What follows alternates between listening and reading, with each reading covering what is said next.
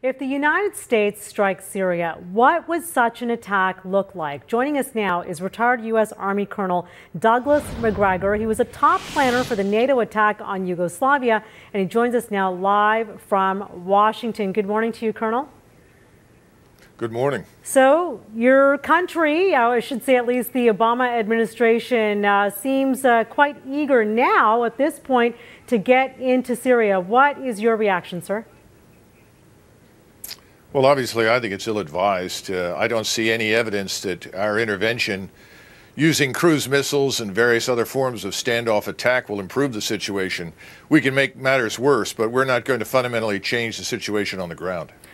He says, President Obama maintains that, look, if indeed they do make a strike on Syria, it would just be a limited one, and that would be only to counter what they claim is evidence that they have where chemical weapons were used near that suburb around Damascus. What are your thoughts on that? If indeed the U.S. does dip its toe in here, for lack of a better term, and it does strike in that particular area, or just to answer that attack, the alleged attack, doesn't that open up a whole can of worms?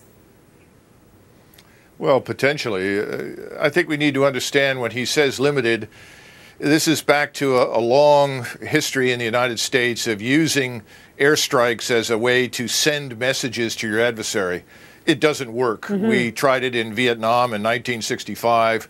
We tried it repeatedly in Iraq, Afghanistan, and ultimately we've done it again in Kosovo.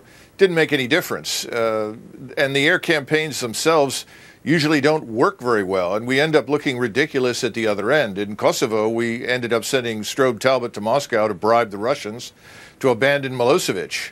Otherwise, the 78-day air campaign could have gone on for another 78 days without any sort of conclusive outcome. So I think it's a very bad idea, and I think everyone will regret it. And as I said, it could make matters worse on the ground. Look, Iran is about to enter into talks with us about their nuclear development. Yeah. What incentive is there for them to participate in that with us? Why are we provoking the Russians and others just before the G20 summit? None of it makes any sense, and I think the smart thing for the president to do is to walk away from this and say, look, we've looked at it, we don't think it'll work, but unfortunately, it doesn't appear he will do that. Well, you've got all these factors stacked against the president, and the other one my Washington bureau chief brought to our attention is the fact that more Americans than not don't even support this action that the president seems willing to take. Of course not. Well, we've had two utter, unambiguous failures in both Afghanistan and Iraq. $1 trillion failures that cost thousands of lives, destroyed tens of thousands of lives, and accomplished nothing. Iraq is now an Iranian satellite, the very opposite of what we intended to create. Afghanistan is in chaos. Iraq is fighting a civil war in its own for all intents and purposes. Our intervention in this region is pointless. We cannot manipulate the people on the ground. And the issues are frankly irrelevant to us. This is a civil war between factions on the one side that consist of secular Arabs, Alawites, Christians. There are 2.2 million Christians, by the way, who support Mr. Assad because they don't care to be exterminated by the Sunni Islamist rebels who want to overthrow him. On the other side are people that we've spent the last 10+ years killing. And a lot of people are asking, why are we now so anxious to help elements that we ourselves, if we could, would target and destroy? Well, and that is a great question. This uprising began, correct me if I'm wrong, 2011, 2 years ago. And if there was any appetite for a strike, it probably would have been back then when the enemy line was clearly drawn, as you would say, the so-called red line that the president talks about. But now it just seems to be a horrible mess there.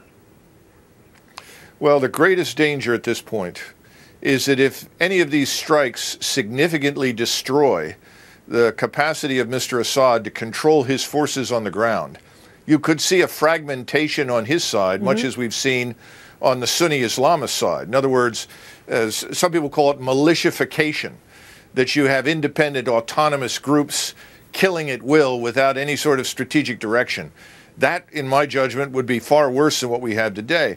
And again, you know, this whole business of Mr. Assad is personally responsible for this nerve agent being used, I think is open to debate. The evidence is ambiguous, and if you look at the area where the strike occurred, it doesn't make any military sense. It's very close to Mr. Assad's people, as well as his own forces, and that's something, based upon my limited experience with the Syrian military, that they would not do. Yeah, the evidence does definitely seem to be ambiguous at this point. Colonel, we're getting an announcement at 12:30 Eastern today, courtesy of the Secretary of State, John Kerry. What do you think he's going to tell us?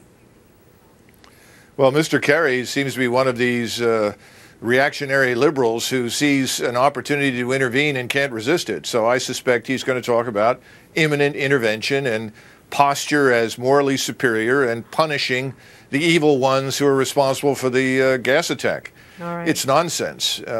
That's what I think you'll hear.